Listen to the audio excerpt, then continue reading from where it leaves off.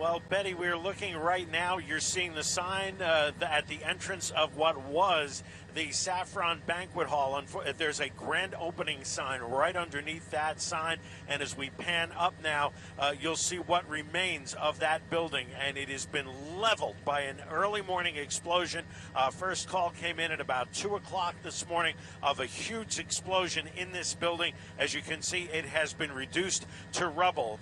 You also still see a fire burning there. That is a gas main that has not yet been capped, and it is a water main right next to it that is also still gushing water out. The fire crews have not really been able to get to this. There is still extensive flooding in this area in Manville and up toward neighboring Bound Brook along the Millstone River and the Raritan River. This flooding has not really receded. And again, this banquet hall, the parking area, everything was surrounded by this water, which has not yet receded in this area. We've seen a number of other smaller house fires in this area of Manville also still burning. Similar situation where these are flooded streets, and at this point the fire crews really cannot get into this area.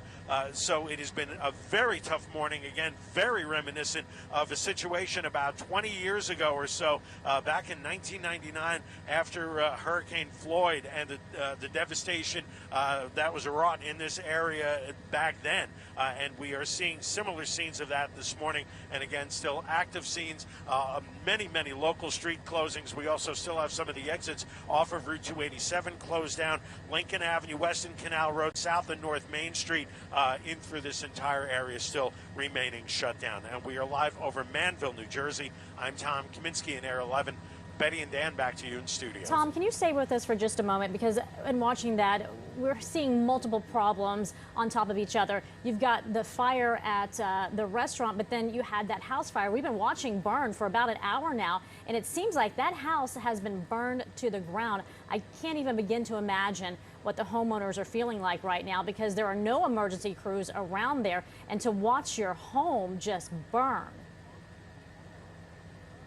Look at that. And that's part of the issues, that there do not appear to be any emergency crews around this, because some of these streets are open and passable, but many of them are not. So we have not been able to see any emergency vehicles in this immediate area. So at least we've been watching those two fires that you mentioned.